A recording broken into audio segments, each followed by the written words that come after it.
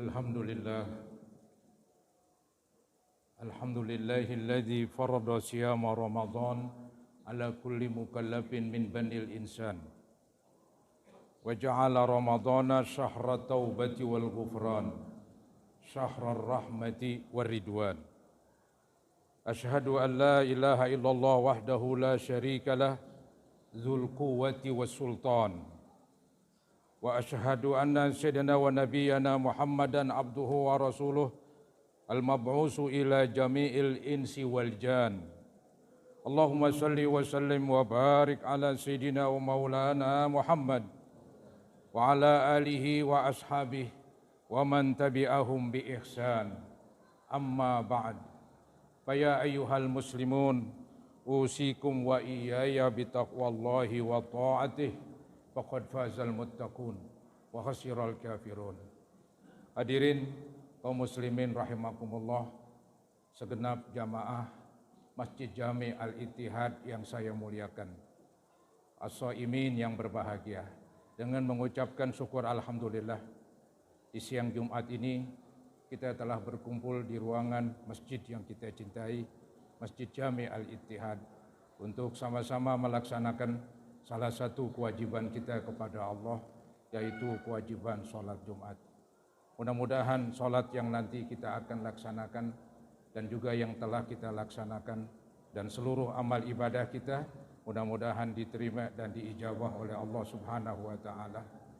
Semoga dengan kemurahan Allah diampuni kekurangan, kesalahan dan dosa-dosa kita, dan semoga terus Allah bukakan pintu hati dan pintu ilmu kepada kita yang seluas-luasnya. Amin ya rabbal alamin. Hadirin saudara-saudara, kalau tidak khilaf, hari ini hari ke-20 dari bulan Ramadan. Alhamdulillah, puasa telah kita laksanakan lebih banyak ketimbang yang belum. Maka dari itu tetap semangat untuk melaksanakan puasa sampai tuntas.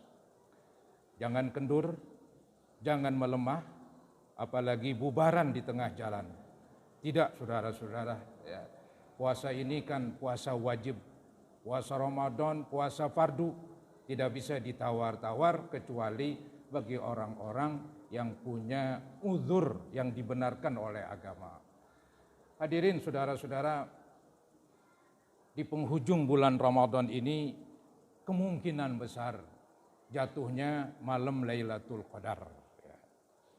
Di 10 terakhir ini kemungkinan besar terjadinya malam mulia, itulah malam Lailatul Qadar. Saudara, dicontohkan oleh Nabi Muhammad SAW yang diceritakan oleh Aisyah, beliau ketika masuk 10 terakhir ibadahnya bukan kendur, tapi lebih semangat lagi, lebih banyak lagi. Ini diterangkan di dalam hadis riwayat Imam Bukhari dan Imam Muslim. Aisyah bercerita, karena Rasulullah sallallahu alaihi wasallam idza dakhala al-ashru ahya al-lail. Nabi ketika masuk 10 terakhir, beliau menghidupkan malam.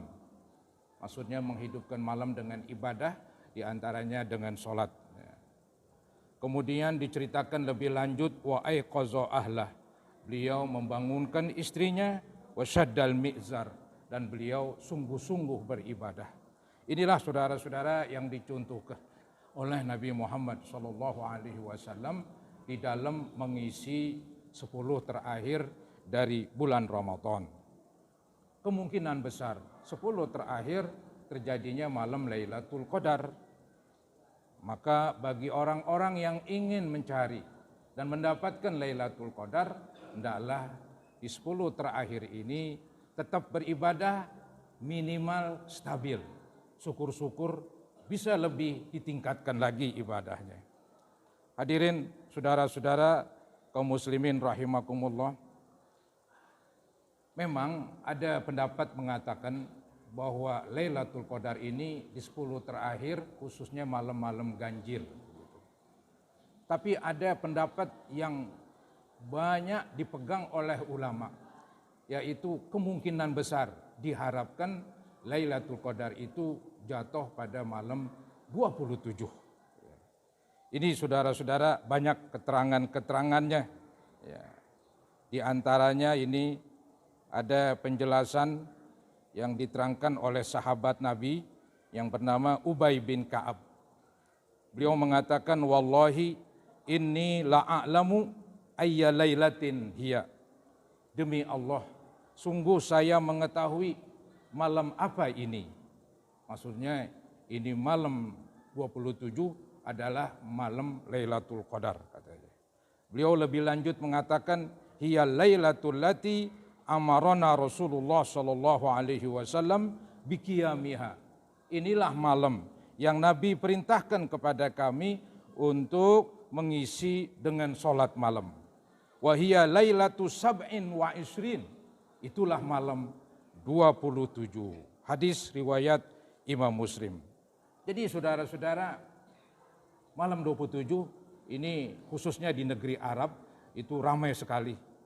Mereka mengisi masjid-masjid, surau-surau dengan ibadah. Lebih-lebih di Masjidil Haram. Ya. Untuk itu kita sebagai umat Islam jangan sampai melupakan malam 27 tersebut. Syukur-syukur 10 malam terakhir ini kita isi dengan kebaikan-kebaikan, diantaranya sholat, zikir, dan lain sebagainya. Kemudian saudara-saudara, ada tambahan lagi dari perkataan sahabat Nabi yang bernama Abdullah bin Umar. Abdullah bin Umar berkata, telah bersabda Nabi Muhammad SAW, man kana mutaharriyan falyataharraha lailata sab'in wa isrin. Barang siapa yang ingin mencari malam Lailatul Qadar, carilah pada malam 27. Hadis riwayat Imam Ahmad dengan sanad yang sahih. Kemudian juga Abdullah bin Abbas tidak ketinggalan. Beliau mengatakan malam Lailatul Qadar, malam 27. Jadi saudara-saudara, hampir seluruh sahabat-sahabat Nabi sepakat bahwa malam Lailatul Qadar itu memang malam 27. Tapi kalau kita ingin lebih pastinya, yang penting 10 terakhir kita isi terus dengan kebaikan agar mendapatkan malam Lailatul Qadar yang nilainya khairun min alfi syahr. Maksudnya kalau kita ibadah pada malam tersebut, nilainya, pahalanya sama dengan ibadah seharga 1000 bulan. 1000 bulan saudara-saudara diperkirakan 80 tahun lebih. Begitu. Ya memang Allah Subhanahu wa taala membatasi umat Nabi Muhammad sallallahu alaihi wasallam. Jarang yang panjang umat Nabi Muhammad sallallahu alaihi wasallam. Tapi Allah tidak kecewakan. Walaupun umat Nabi ini umurnya pendek-pendek, ya mungkin antara 60-70, baina sitin wa sab'in, tapi Allah berikan setiap tahun di bulan Ramadan ada suatu malam yang kalau kita beribadah nilainya 83 tahun lebih. Jadi kalau kita mendapatkan 10 kali Lailatul Qadar, Anda bisa menghitungnya, begitu besar. Walaupun umur umat Nabi pendek-pendek, tapi nilainya saudara-saudara, isinya begitu hebat. Sehingga nanti umat Nabi Muhammad SAW di sorga adalah di sorga yang paling bagus dibandingkan umat-umat yang lain. Karena ibadah mereka lebih banyak, pahala mereka lebih tinggi. Sebabnya diantaranya mereka diberikan malam Lailatul Qadar yang khusus buat umat Nabi Muhammad SAW. Hadirin saudara-saudara, bagaimana cara mengisi malam Lailatul Qadar itu? Ini ada beberapa penjelasan. Di antaranya ada penjelasan dari Imam Sawi, dari kitab tafsir Hasyiah Jalalain. Beliau menyuruh kita untuk mengisi malam tersebut dengan ibadah-ibadah. Paling kurang, kata beliau nih, wa yakfi fi qiyamiha, cukuplah di dalam mengisi malam Lailatul Qadar itu salatul isya wa subhi jamaatan, yaitu salat subuh dan salat isya berjamaah. Itu yang paling rendah saudara-saudara. Jadi begitu mudah. begitu mudah mengisi Lailatul Qadar. Minimal paling kurang yaitu sembahyang Isya berjamaah pada malam 27 dan sembahyang subuh berjamaah pada malam 27 tersebut. Memang diterangkan dalam beberapa kitab lagi seperti kitab Nihayatuz Zen karangan Imam Nawawi Banten. Beliau mengatakan bahwa menghidupkan malam Lailatul Qadar ada 3 macam. Ada 3 kelas. Kelas yang paling bawah yang tadi telah disinggung oleh Imam Sawi. Itu yang disebut oleh Imam Nawawi Banten kelas dunia, kelas paling rendah begitu.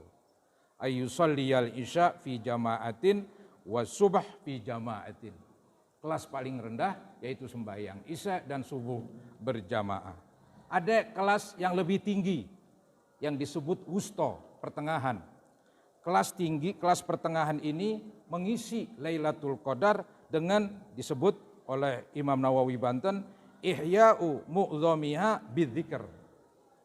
Menghidupkan kebanyakan malam dari malam tersebut, itu malam 27, dihidupkan dengan berzikir.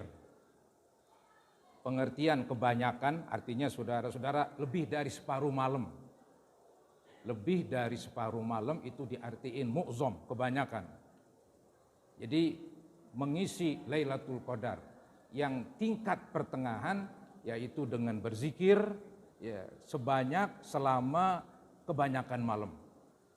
Maka ini pun saudara-saudara masih nampaknya masih bisa kita kerjakan. Nah yang paling berat inilah yang kelas tinggi, yang namanya ulia, kelas tinggi ini.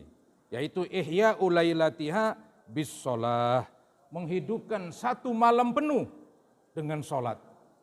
Menghidupkan satu malam penuh sampai subuh dengan sholat saudara-saudara. Entah itu sholat sunat mutlaqah, ya, tahajud, sholat apa sajalah yang penting sembahyang sunat. Diisi terus saudara-saudara. Itu mungkin sangat berat. Tapi bagi kita orang awam tidak dikecewakan. Ada tuh yang paling mudah, ada yang paling gampang, yaitu tetap tarawih setiap malam dan jangan lupa Isya berjamaah dan subuh berjamaah. Insya Allah itu sudah mengisi malam Lailatul Qadar yang nilainya melebihi dari ibadah 1000 bulan. Hadirin saudara-saudara, ada lagi yang lebih penting yang saya ingin sampaikan, ya, yaitu jangan lupa di penghujung bulan Ramadan ini jangan lupa zakat fitrah. Ini yang wajib ini, bukan hal yang sunat ya.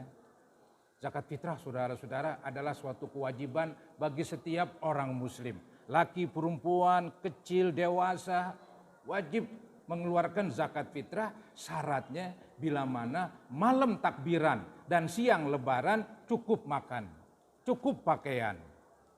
Saya yakin di Jakarta ini khususnya malam takbiran hari raya Idul Fitri dan siang lebaran nampaknya serba cukup. Untuk makan paling beberapa liter, untuk pakaian ya beberapa lembar. Masih ada sisa uang, wajib dia zakat fitrah walaupun dia golongan miskin. Jangan sampai orang miskin merasa tidak wajib zakat fitrah, hanya nerima saja. Memang betul, di samping dia berhak menerima zakat fitrah, juga dia wajib mengeluarkan apabila malam takbiran dan siang lebaran berkecukupan untuk makan dan pakaian serta kebutuhan pokok. Saudara, zakat fitrah ini banyak fungsinya. Di antaranya yang diterangkan di dalam beberapa hadis, ya, seperti hadis riwayat Abu Daud dan Ibnu Majah, Imam Hakim. Ada sabda Nabi yang berbunyi bahwa zakat fitrah ini tuhratan lis-shaim, untuk membersihkan bagi yang berpuasa minal lagwi war rafas, dari perbuatan keji atau perkataan yang kotor. Memang kita sudah berusaha membuat puasa kita bermutu, membuat puasa kita berkualitas, tapi manusia tetap manusia. Mungkin ada kesalahan yang ia tidak sadari.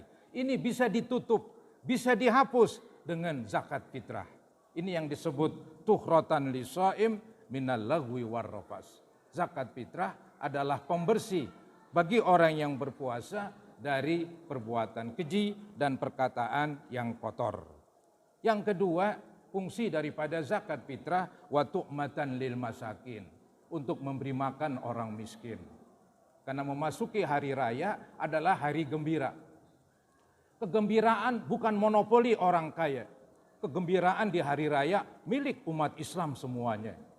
Nah, supaya umat Islam semuanya gembira pada hari raya, mungkin ada di antara mereka kekurangan kebutuhan pokok, maka disuplai, diberikan dari zakat fitrah. Maka saudara-saudara, bahwa zakat fitrah ini untuk berbagi kepada orang-orang miskin dengan beras yang kita keluarkan. Hadirin kaum muslimin rahimakumullah, ada lagi yang ketiga, fungsi daripada zakat fitrah supaya orang-orang miskin tidak keluyuran minta-minta. Semestinya memang demikian. Ya. Ada hadis Nabi yang berbunyi, agnuhum anit tawafi fi hadzal yaum. Cukupkanlah orang-orang miskin pada hari ini, pada hari raya Idul Fitri. Cukupkan mereka dengan diberikan kebutuhan pokok melalui zakat fitrah, sehingga mereka tidak keluyuran, tidak keluar ke sana kemari minta-minta. Itu kan buruk, saudara-saudara. Karena hari raya Idul Fitri hari gembira, minta-minta tidak menunjukkan kegembiraan. Jadi supaya semua lapisan umat bergembira, maka mereka ini yang ekonominya lemah disuplai, diberikan, yaitu zakat fitrah. Itu fungsi zakat fitrah. Ya. Ada lagi ulama mengatakan fungsi yang keempat, zakat fitrah ini supaya ibadah puasa kita diterima.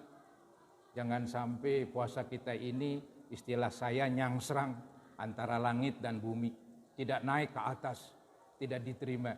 Maka supaya diterima, keluarkan zakat fitrah. Untuk itulah para bapak-bapak sebagai pemimpin rumah tangga, keluarkan zakat fitrah. Nggak usah pelit, ini wajib saudara-saudara. Dosa kalau nggak ngeluarin.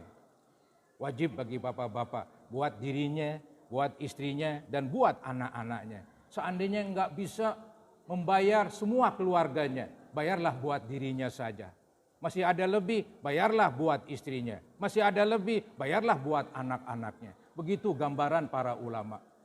Dan jangan lupa para orang miskin yang menerima zakat fitrah, jangan lupa mengeluarkan juga. Karena mereka saudara-saudara diwajibkan di dalam agama selama apabila malam takbiran dan siang lebaran berkecukupan. Inilah saudara-saudara bahasan hukum secara singkat, mudah-mudahan menambah ilmu pengetahuan kita, dan semoga Allah Subhanahu wa taala terus memberikan kepada kita bimbingan, taufik dan hidayah sehingga bisa melaksanakan dan merampungkan ibadah puasa sampai selesai. Amin ya rabbal alamin. A'udzubillahi minasyaitonir rajim. Bismillahirrahmanirrahim. Walitukmilul iddata walitukabbirullaha ala ma hadakum wa la'allakum tashkurun.